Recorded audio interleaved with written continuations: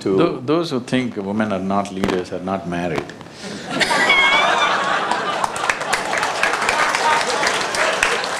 People always ask me, who's your role model?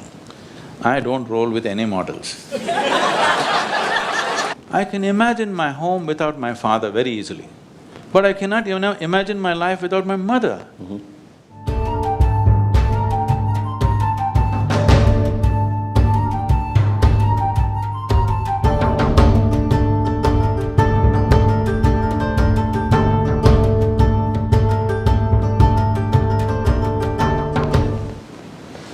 Sir, one of the other things that's been kind of bothering, I've been in the Valley for the last 32 years, and That's a wrong expression. You must say, I've been hitting the peaks.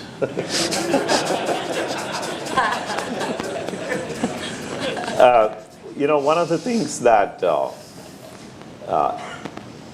has not happened or happening at a very slow pace, right, is the women leadership. And that's kind of a missing component. And this is something now, there is a big talk going on, especially with the Facebook CEO writing a book called The Lean In.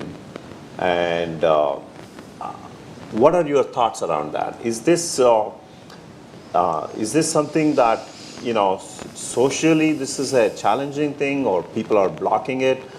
What are your thoughts, and how should people overcome to… Those who think women are not leaders are not married.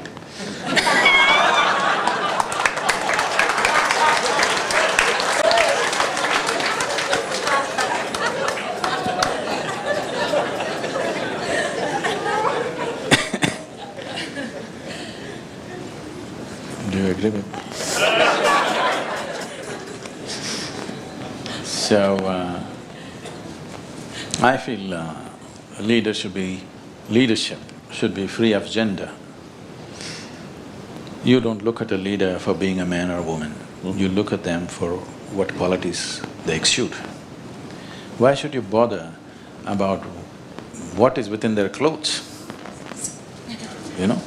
Why are you concerned about that? That concern is only in one area of life. You should not have that concern with what is behind their clothes. Why is somebody a man or a woman when you see them as a leader? That should stop. That should completely stop. In places of work, that should be absent. That you just look at a human being for who they are. Why should you look at them always as a man or a woman? This itself is a certain prejudice. Oh, this is a woman leader, you have to support her.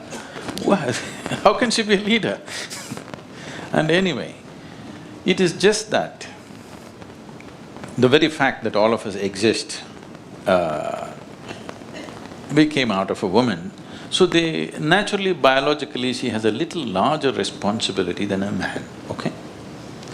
If you deliver a child, it's a 20-year project, okay? That is if they do well. If they don't do well, it's a lifelong project. So because of this in-between project that arises suddenly, generally a woman stays back, maybe in the business world a little bit, unless she is chosen to be otherwise. I'm saying naturally, I'm not saying this is how it should be. Naturally it is so. The fact that we all exist means some woman dedicated 15–20 years of their life to make us who we are, isn't it? Why are you underestimating that? Why are you downgrading that activity? Why are you not giving the credit for somebody who produced the leader? Correct. Isn't it? If you're valuing a leader, why are you not thinking about the person who produced the leader? Is there no value for that? Is there no quality involved in that? I must tell you this. People always ask me, who is your role model? I don't roll with any models.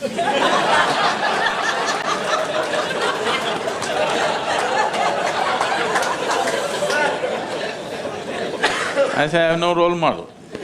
I have no such thing. But who made you? Who made maximum impact on you?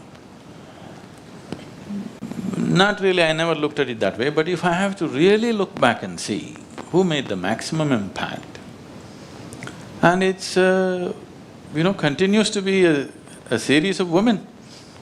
Starting from my great-grandmother, who lived to be 113, she lived very close to your village.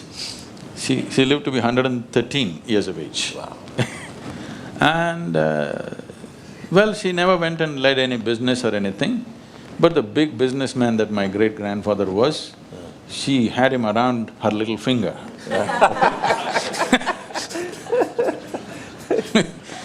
So the leader's leader. Correct. The leader's leader. In the house. Maybe she chose to remain in the house, but do not underestimate the impact of that leadership. Any number of times this man in his adventure could have gone crazy and gotten lost. Those times, the person who held them back and encouraged them at the right moment, having a sane woman behind you. It's very important, I'm saying a sane one. She may be crazy about you, but she must be sane. This is the expectation of a man. You want her to be crazy about you, but you want her sane. But a lot of women fulfill that. And my own mother, she always lived as a housewife. You know, her life was simply dedicated to the 4 children that she had. And when I really look back and see, in one way, my life and the basic qualities of my life has been shaped by her, that is, never once did she ever utter, "What about me?" in her life, okay? It's simply there, her life is for us. We took it like it's 100% guaranteed and granted that her life is for us. And just that quality, that somebody never said, "What about me?" and she always remained joyful and peaceful and singing and, doing just what is needed. I think that is one of the biggest leadership qualities that I have exhibited and been appreciated by people, that I never thought about what about me. And it's essentially an inheritance from her if you really look back, because she created that atmosphere. She never spoke about leadership, about selflessness and this and that, no lectures anywhere, but that's how she lived. And how can you not imbibe it in some way? You cannot help it. So, by the way, if any of you have any questions, please raise your hands. There are volunteers who have microphones, and feel free to ask any questions to… No, right now what I said may be misunderstood and I may be in trouble with women in America. So let me clear clarify. This does not mean a woman should remain within the house. I am just saying, because of a certain biological responsibility that she normally has, she can choose not to have it, but that she normally has, it sets her back by 15–20 years. So for her to start a race 20 years behind somebody is a little…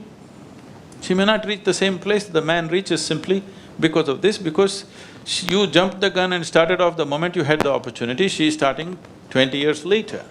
So that needs to be appreciated for sure. But we do have leaders now, like if you look at the CEO of Yahoo, she delivered the baby and she was back at work in less than 2 weeks. So they're setting examples that, this is actually doable. It's not a, because of these biological issues, you don't need to… It is doable, but at a cost that you may realize later. It is at a cost. Cost not for you, you may be capable of that, but the child may not be capable of that. Because I must tell you this, I don't know, I'm just making it very personal if it's okay with you. When we were children, my mother did everything in the house, cooking, cleaning, drapes, everything. She was always stitching up something. If we traveled somewhere and if there's an empty pillowcase in a hotel room or somewhere, she would say, "How can children sleep on an empty pillowcase?" And she would just pull out her needle and stitch one tiny little green parrot or one 4-petaled flower.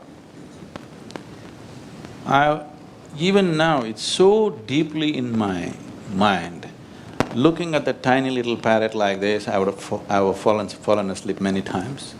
The tiny little parrot is not just a parrot. That expression makes you who you are. Today, those little things that I don't do any great things to these people. Those little things that I do, they value it so much, this is just a multiplication of those little parrots that I saw on the pillowcase. Just for one night we are sleeping somewhere, but she would say, how can children sleep on an empty pillowcase? And she would stitch up one tiny little parrot. And do not underestimate these things. My father was a wonderful man.